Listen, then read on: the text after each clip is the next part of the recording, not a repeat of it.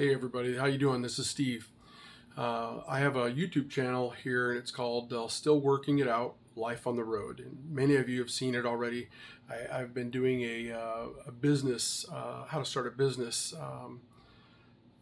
series, and I have some experience in that. I have a different message today. Uh, I've just been seeing a lot of. I don't live in an echo chamber. I make sure I don't. Because I know how destructive that can be and how misleading it can be as well. So I get a lot of news from a lot of different directions, and I even take a break from it once in a while because it can drive you crazy. Um,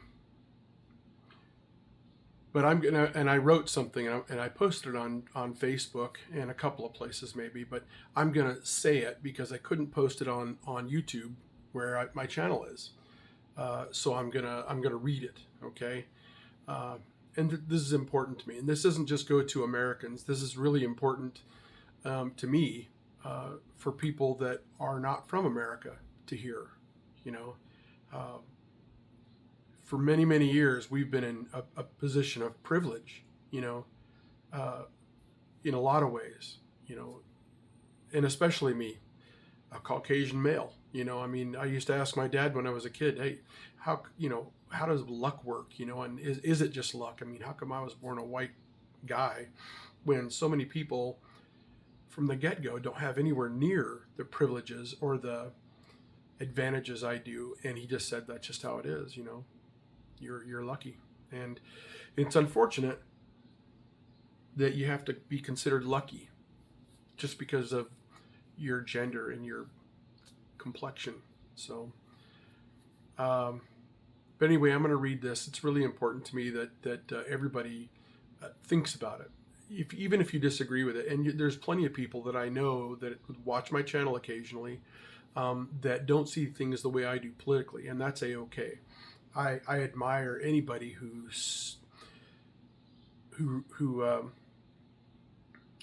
really pays attention and who stands for themselves, or they stand for something. I also say, and I do this too, it's just like science. When I find out new information, it can make me change my opinion. I don't ever want to stick to something just because I've stuck to it before. I mean, if I found out that the moon is made out of green cheese, I would just try to get there and have some of it, I guess. You know what I'm saying? Just because I left religion when I thought it was. I grew up thinking it was one thing, and I explored it deeply and found out it was something else. So anyway, I'm going to read this to you guys, and so please, I apologize. I'm not the kind of speaker that does well doing that kind of stuff. So anyway, many of you that know me know that I'm an American veteran, and at this moment, Russia and America are being commanded by evil and insane people. It's been widely talked about that Donald Trump has got some really serious, hardcore narcissism problems. It's not just like that he's a selfish prick or whatever. He's not able to help himself on it, and his behaviors have just baffled me for years. But I've been watching a lot of really interesting stuff on psychology that's not related to him, but I see the parallels, and I was really really curious about not just him, but why people would follow him, especially people that I know that are bright individuals, and as we were growing up, they were good people. What would make somebody follow him? The knee jerk reaction is always something pretty basic, and it's kind of the basic thing that they're reacting with as well, just on the other side of it. But there's some real psychology behind it that explains it, and in learning about that, I've actually learned that Donald Trump, he's really intelligent in some areas where like he's been making his brand a big thing since a long time ago, and I don't think that narcissism, his malignant narcissism, is something you're born with. I think it's something you learn, and over the years it's gotten worse and worse the more pressure that's been applied to him, and not to mention he's made some mistakes that have that you can that show Breaking Bad. Well, anybody can break bad, and he could have gone one of two ways, and his greed made him break a certain way, and then it's been uh, through a series of choices, like who his mentor was, with his first real attorney. They coached him and mentored him into a lifetime of decisions like this, and so he in some ways is a smart guy. In some ways, he's absolutely a moron, and that's not just my observation. That's a lot of really big people that I don't necessarily even agree with in a lot of things. But one thing they consistently all say is that he's surprisingly stupid. And that term stupid is hard to imagine uh, with somebody so well known. But you really have to look at the whole person, from the start to finish, and see what kinds of covering people have been doing for him for so long. And when you start out with like $400 billion, it's really hard to fail, even though he has over and over and over again. But both countries, Russia's doing the same thing. We all thought that the Soviet Union collapse was the end of the evil empire of Russia. But one of the people that was steeped in that, Vladimir Putin, has had this kind of a delusion of grandeur, but at the same time, a real deep, deep need to be relevant again, to be the same country that it was prior to the 80s, or in the 80s.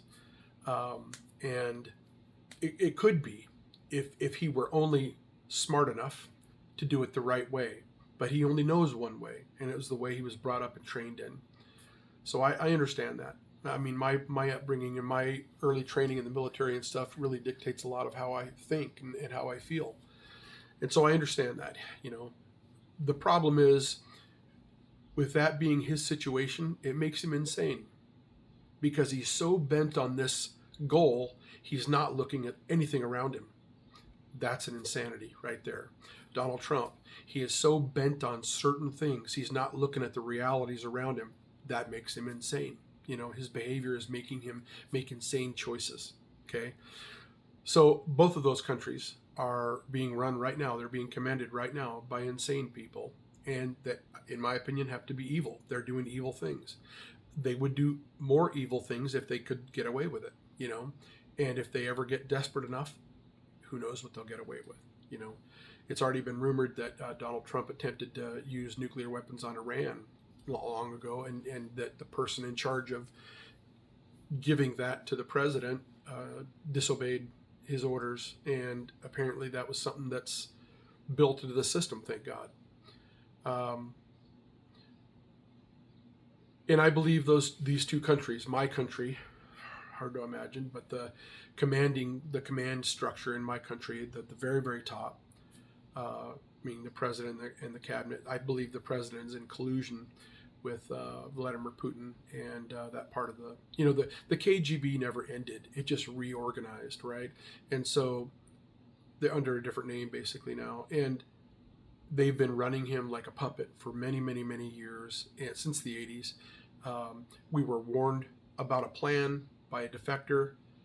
We just didn't know who, and it was kind of largely ignored. I mean, I think people were paying attention, but also really key people were retiring, and then the ball never got picked up and run with again. They just kind of assumed that people with just as much motivation to do the right thing would do it. And we've failed, just like we did in 9/11. We failed to see it coming. We failed to work together better. All of our intelligence agencies were great, but they also didn't want to work together. A lot of that's changed since then. But at the same time, there's things that haven't changed. And the hierarchies are being used against us now like a weapon. People were able to play chess, and it appears as though like the Democratic Party and people like that were more interested in money and at who's in charge than they were at playing chess. And they failed us. I've never been a Republican or Democrat, so because I think both parties are horribly, horribly corrupt. You know, the Republican Party is by far more corrupt by design ever since the 60s. But neither one of them are perfect. But one of them produced Barack Obama, who was the best president America's had in my lifetime. Other presidents that I wouldn't have voted for or whatever, they've done some good things. You know, Ronald Reagan did a ton of really good things. He also did things that are absolutely why we're at where we're at right now, you know, which were horrible mistakes brought on by greed. Now his level of greed was nowhere near, you know, Dick Cheney's and you know, our current president. But either way, everything was a step. 1, 2, 3, 4. It went on like clockwork on purpose. People gamed it out and made it happen. I'm intensely proud of my service to our country and my family's service to our country. My father, every time he stepped on a submarine for 12 years rather, he sacrificed every time he stepped onto a submarine, you know, during the Cold War. His last crew on a submarine, his last submarine, all died except for him and one other man that just got lucky, and they got off the boat in Spain, and the boat was heard from once again at a checkpoint, and then never heard from again until underwater recording devices heard the boat crushing and exploding and crushing. It's still classified, which is just so silly today that I've known about it since the 80s when my father told me all through the early 80s. He told me what had happened to it. We'd seen pictures of it and everything like that, and he pointed at things. He knew that this is what happened. He was involved with all the hearings and stuff like that in the 60s and early 70s, and but the Navy didn't want to smudge people's careers by telling the truth and letting families know that the Navy was responsible for the deaths of all their sons and fathers and husbands, you know. And so for whatever reason today in 2026, the reason the Navy knows it, the Navy has it, it's in the Pentagon, but it's still classified and nobody knows it. I've told many people, I don't care if they imprison me at this point. I had a very high clearance when I was in the Army, and but I've still told them I don't care what they do to me. But nobody believes it, and I think half the people that are disagreeing with me online are, you know, disinformation artists that are just covering the asses of people that are trying to keep things like that secret. But it was sheer incompetence of the Navy itself, not the boat, period. The Navy killed those men. The Soviet Union murdered those men, but the Navy got them killed. So I understand sacrifice, and I'm intensely proud and grew up that way. I knew what honor was. I knew what service was before I was ever in.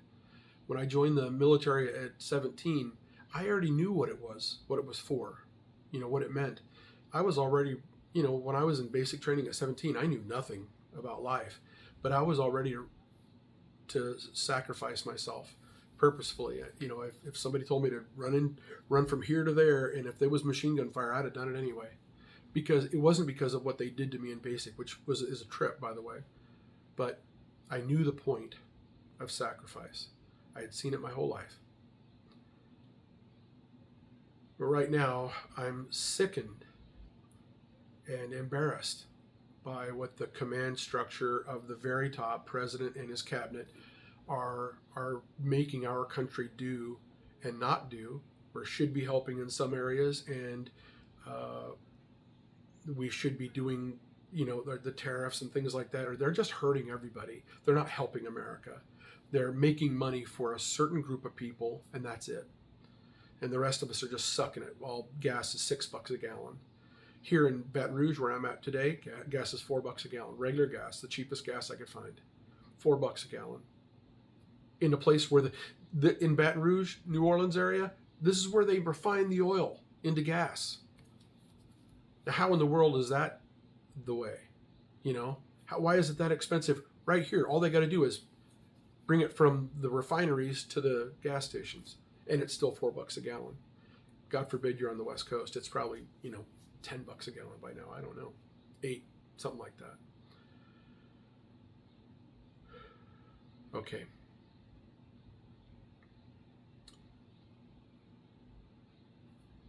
I'm not embarrassed or ashamed of my government um, because my candidate didn't win the election.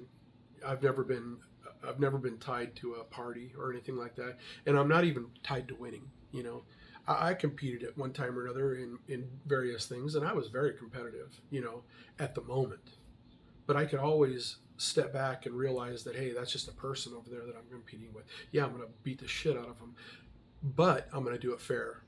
You know, and I'm going to expect them to be fair about it, right? And afterward, I could hug them. You know, and I had the hell beat out of me a few times, and I could still, you know, just admire the person that did it because it took artistry, you know, and talent. Um, but right now, my country is being soiled, sad as it is. Um, my family and I have held those things dearly, those principles and those um, ideals dearly, and they're being trampled upon right now.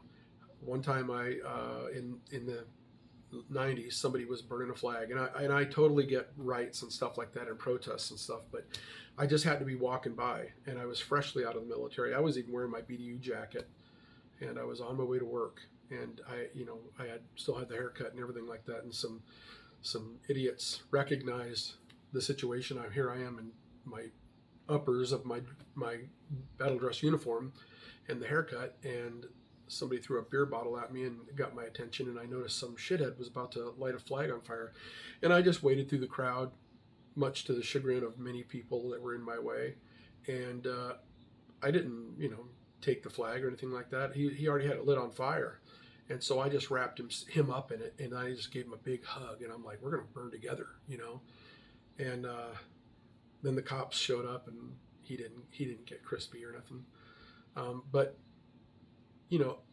I've always held things like that dearly. That little idea of the flag in my mind got me through some really tough times in the military, and it brainwashed me to a degree. And the military is great at that. That they do that on purpose. They tell you they're going to do that to you, and sure enough, they do it to you. But I don't regret it. I love my service, but I also am not going to continue to put up with the stain that they're creating on my country. So to other people around the world, this is my message to you. We have not given up. The vast majority of Americans, even people that voted for Trump, a ton of them that voted for Trump, have predictably seen the error in their ways, and they thought their racism or whatever was going to be carried forward, but now they realize that their hatred for hippies or whatever, or their racism, don't like DEI and all that kind of stuff, is actually splashing over onto their country. I'm very sad that my fellow Americans were misled so easily, but at the same time, I forgive them, because I know God knows I've been wrong so much in my lifetime. I don't know anybody who's been wrong more than me. The only source of pride I have these days basically is that I wasn't wrong about this. I saw Trump coming from a long way, and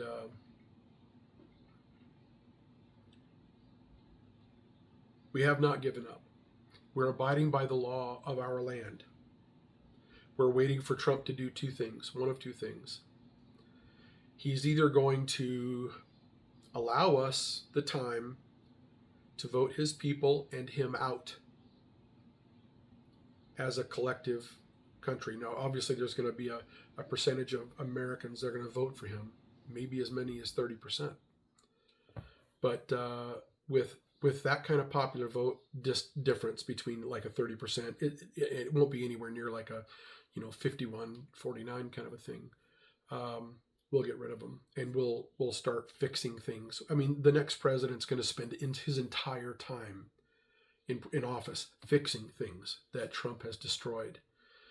And at some point, we'll be prosecuting people that have been clearly doing the wrong things toward that end, toward hiding Trump's bad doings. You know, the Epstein files and all the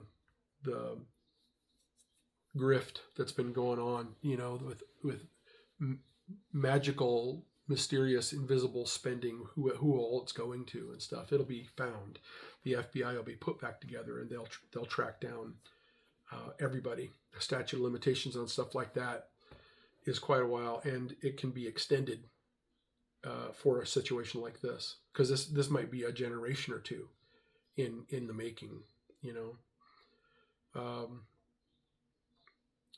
we're not resting on our laurels, though. We're preparing. America has the largest civilian military in the world. I don't know if you're aware of this, but in the 90s, when President Clinton got elected, he began a program where that he needed to shrink the military's budget, which basically meant paychecks. He believed we didn't need that many in the military anymore, because things in the Cold War it was predictable. It was winding down. And I was personally affected by that. It's one of the reasons why I've paid so much attention to it over the years. I had plans from the time when I was 8 years old, what I was going to do in the military, and then I got hoodwinked by life. And once I was in and trained for 4 years, and then I got out, I wasn't allowed to transfer from one thing to another like I was promised that I would be able to. And so rather than wasting my time, I got out. And I believed that once I got out, maybe 6 months go by, I can get back in and be doing what I want to do. And that wasn't the case. His plan was, we're going to reduce our troop strength. At the same time, though, we will allow plenty of people, we'll still recruit like we always did. Get in, get trained, do your 4-6 years, how many ever years you want. But if you get out, we're not taking you back. You know, the prior service people. I don't even know now how easy it is to get back in, but it was practically impossible for at least 20 years after I got out. Just bad timing on my part. I should have never gotten out. I should have just stuck in it and waited. But I had to change gears. You know, I had to really, really change gears, because I had planned for nothing else since I was 8 years old. You know, I knew what I was going to be doing with my life. I knew it. And people that were lucky. I thought I was getting a jump on stuff by getting in early at 17, delayed entry program, you know, everything like that. I thought I was starting early, you know, jumping the gun even, and getting more prepared, and it ended up biting me in the ass. So we have a civilian military in the United States of 15 million people. That means people with professional military training that have been out for how many ever years, whether they retired after 20, or whether they got out after 4 years or 14 years or whatever. You know, my father served 12 years in submarines, and then 2 more years teaching electronics, communications at a Navy school. He got out of submarines because my mother put the slap down on the not on him. She didn't tell him what to do. She called the Navy, and she lied. She said she had read some top secret documents, which my father saw her with holding them, and that she was going to go to the press if he had to go back on a boat. She had, you know, she had almost lost him. It was sheer luck that she didn't. And he had little kids at home, you know, and I was about to be born. So anyway, that's how that went. And then he got out because it was too difficult to, you know, to do that and have the family and his ex-wife and their family, and it was a big mess for him. So they got out, and he was really, really hurting. He just lost everybody he knew, and everybody he worked with, and everybody he socialized with, except for one person. And it was a thing that people today probably wouldn't understand, but it was big, big, big national news. It was the second and only, between that and the one right before it, nuclear submarine to ever be lost in America's fleet ever. The story of the Scorpion is still taught to this day in submarine school. I've talked to many, many people that have told me that.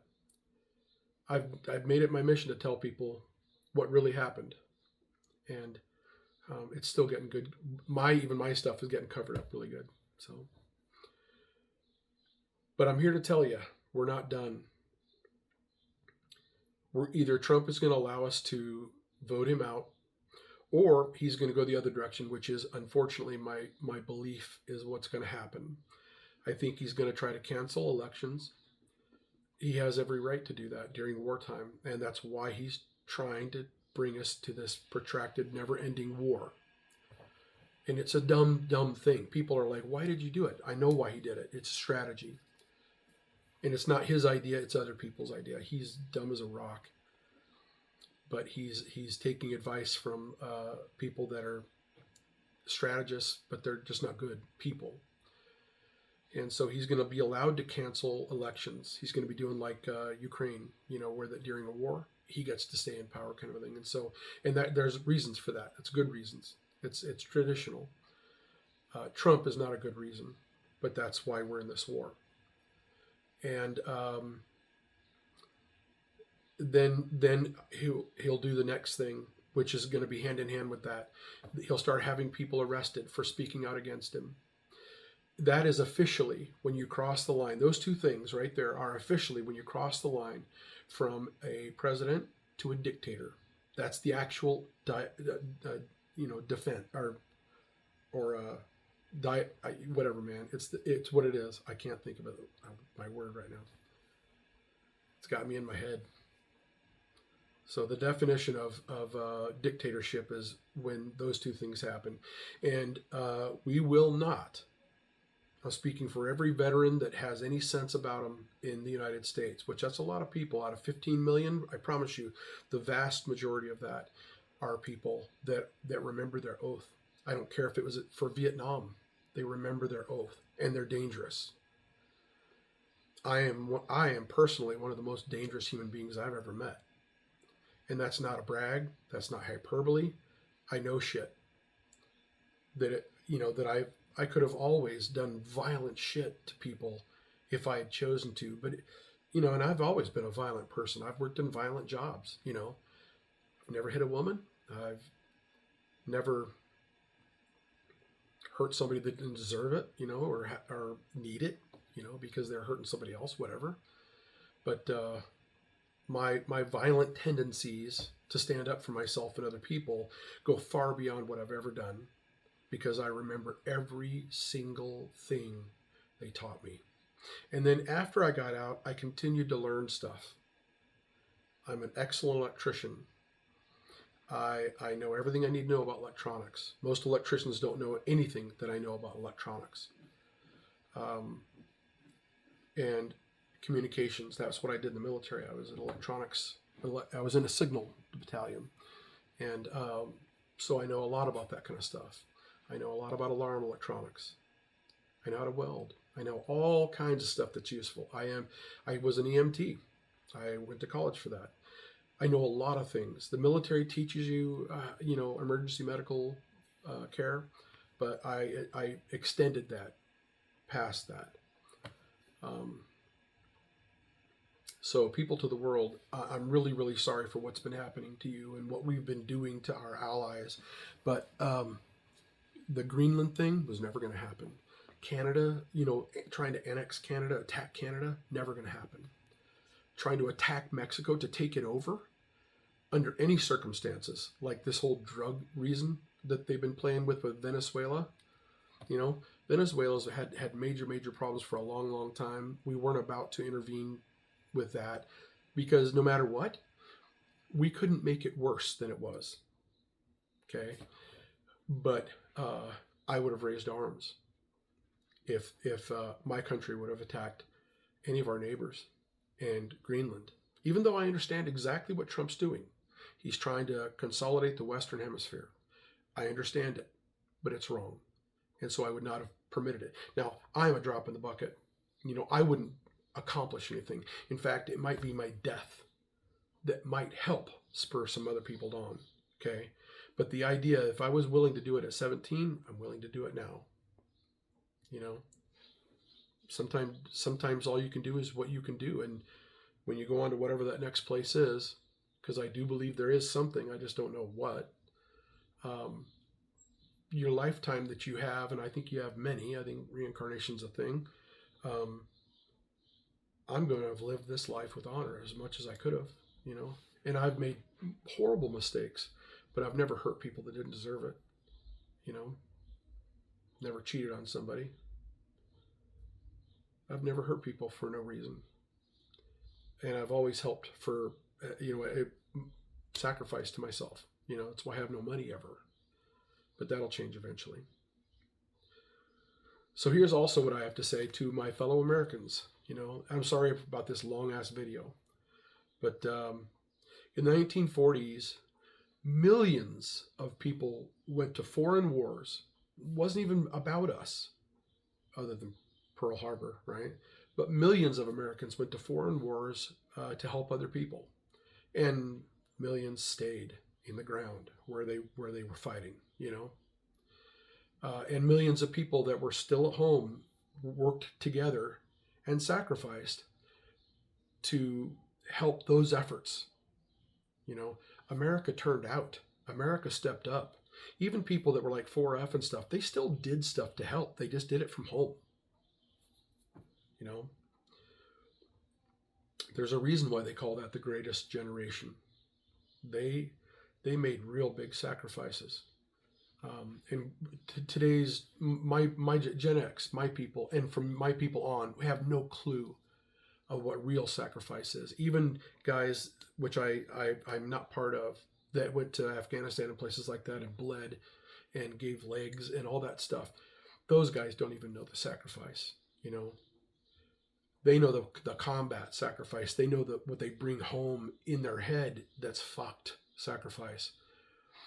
But the long, protracted, having to give up everything, your kids not eating right, your wife having to go to a factory to put planes in the air. We didn't have to do that stuff. None of us had to do that stuff. None of us had to worry about, in the 50s and the 60s, none of us had to really worry about some other country going to bomb us.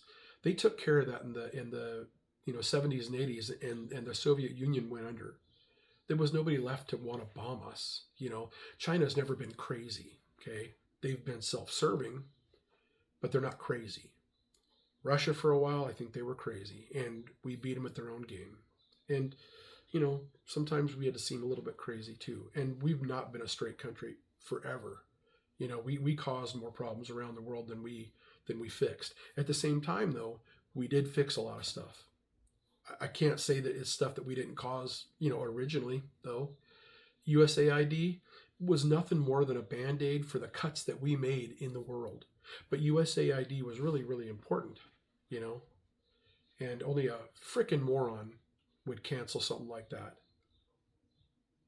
The same mentality that enslaved other human beings and then treated them as enslavement's nothing new to America, nothing new to the world. We didn't start it. Okay. But we put a whole nother spin on it. We conducted ourselves in the most cruel and almost sadistic ways possible with slavery that never happened in Egypt. They never happened in Europe. There were endangered slaves in the 1800s in Europe, but nobody got treated the way we treated Black Americans.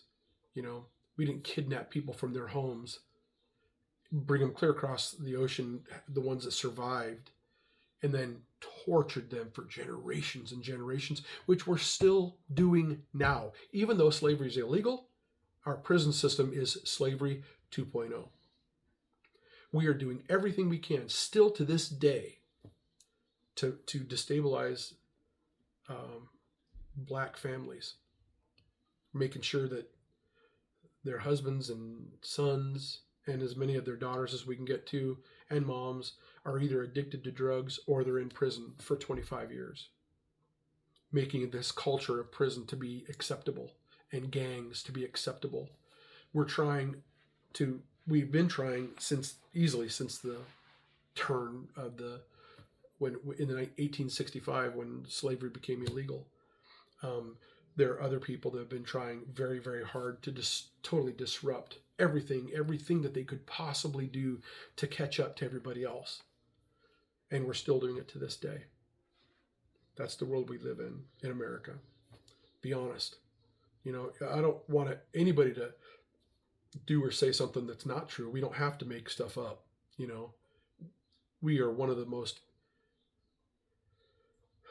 evil people with our history that's ever walked the planet. What we did to the native people that already lived here and stuff was genocide. We're talking about Palestine and stuff like this and what the Israelis did in Palestine, just genocide. What happened in Rwanda, it's genocide. But what we did to the native people on this continent and what Canadians have done to North America, they're part of North America, and what we still do in Alaska, it's genocide. What we've done with the reservations and all that stuff, I shouldn't even get going on that. But anybody who's still here hasn't hung up on me yet. Our great-grandparents and grandparents sacrificed. My grandparents on both sides were in World War II. My grandmothers on both sides were having to do their best and not knowing if their husband's ever going to come home. Didn't get to hear from them for like years, During Vietnam, people were constantly not hearing from their relative for at least a year, 18 months. And lots of them didn't come home. And the ones that did come home, a lot of them were permanently fucked up. We've done a lot of sacrificing as a nation over time, but our current generations don't know what that is. But we need to step up to the plate. It's probably, I hope not. I would love it if it all works out peacefully. But that's not how you conduct yourself. You hope for the best, but you plan for the worst, so that you're not caught off guard. So people here at home, we need to start preparing. I've got some people that I love that are just crossing their fingers and hoping it goes away. I am too, except that I don't think it will. I think it's coming. I think that we're going to have to step up. I think our military can do so much, but it's only a percentage, just like our civilian population, only a percentage of our military is in charge. There's a percentage of our military that are all about Trump.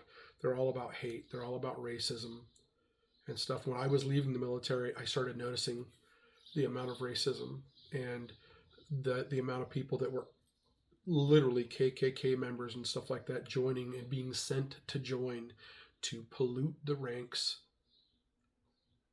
through propaganda and winning people over and getting them to come to the dark side, kind of.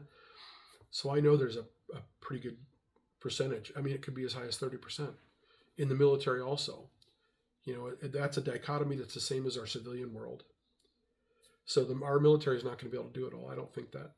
I would love to be able to leave it up to our police departments and our military, but our police departments are at least 30% bad. And we know that. All of us know that, have been paying attention. And our military, you don't hear about that a lot, but I saw it. And there's at least 30% bad.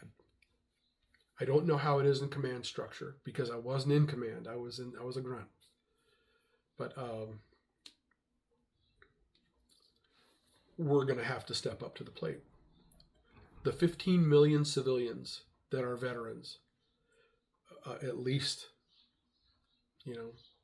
60, 70% of us are legit. We still remember our oath.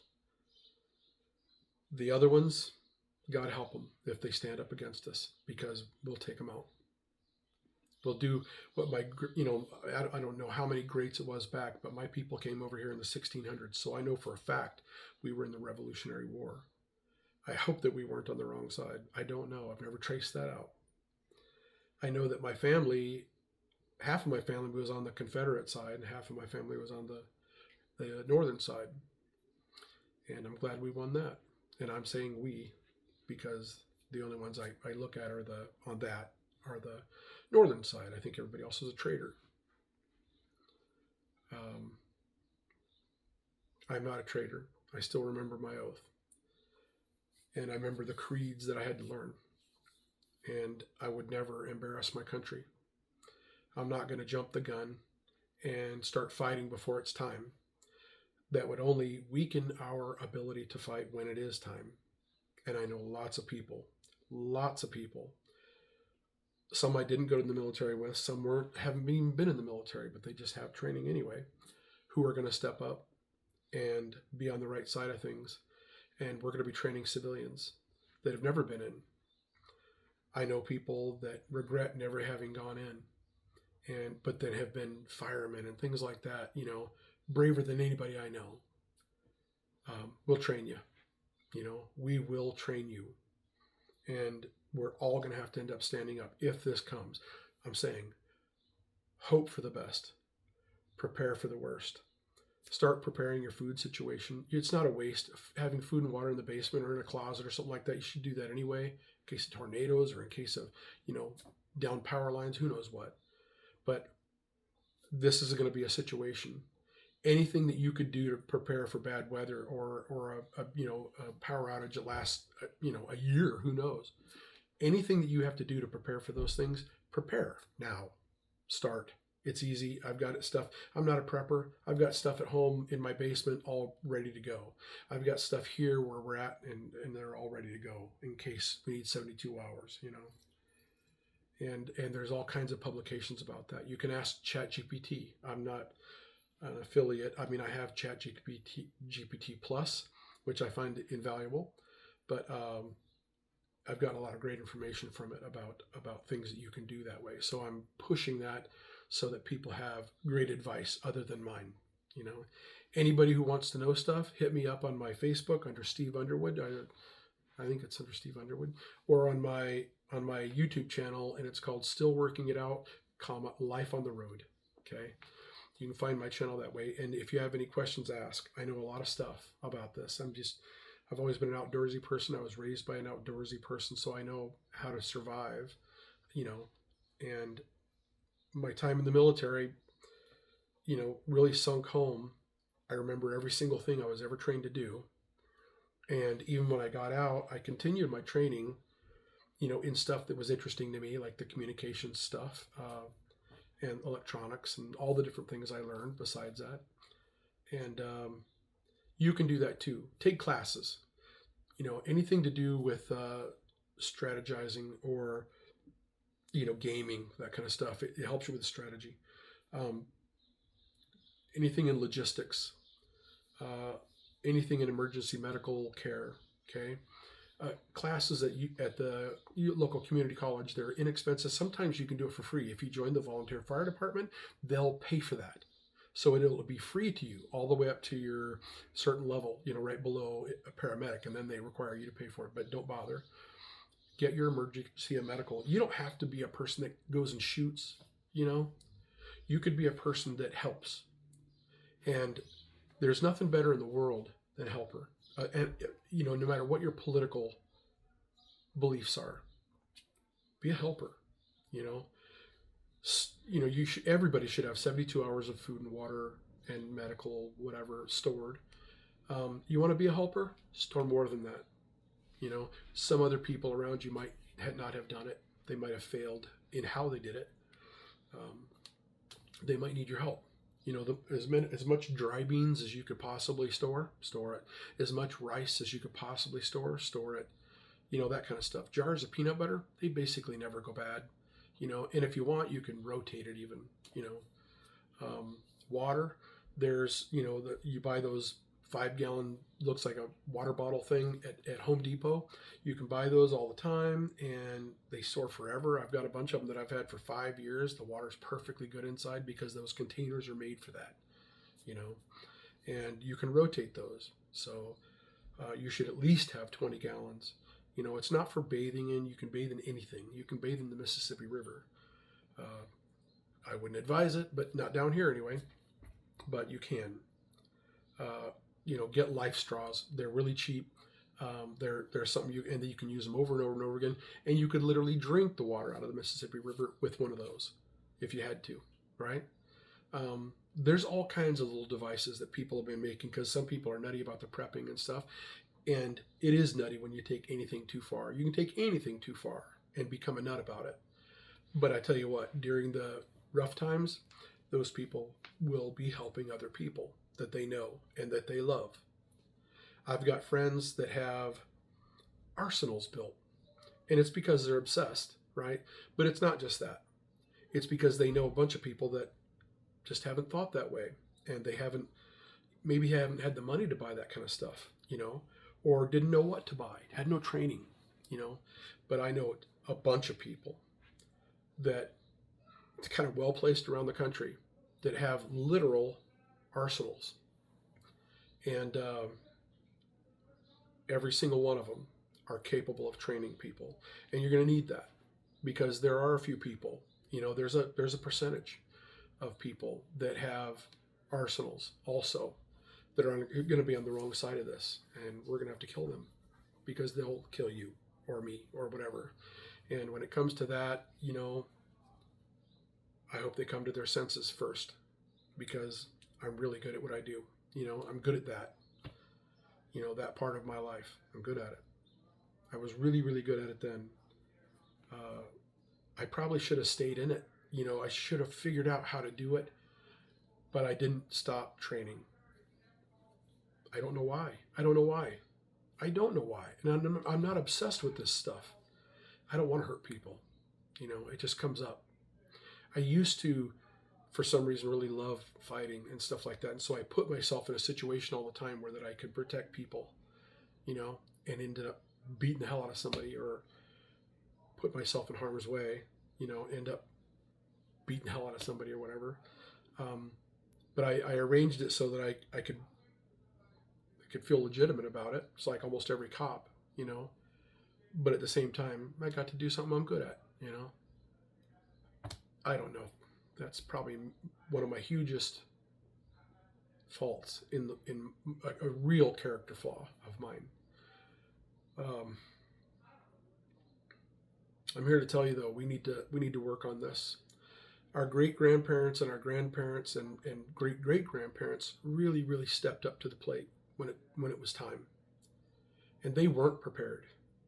They hadn't prepared. We have an opportunity. We are, because of our communication systems that we have now, our current, the internet and all that stuff, we have the opportunity to prepare, every single one of us. We have more resources than anybody's ever had in the world, in America. We can prepare.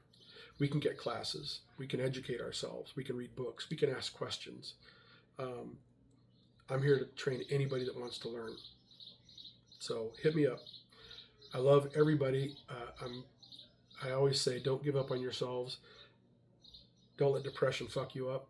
Don't let PTSD fuck you up.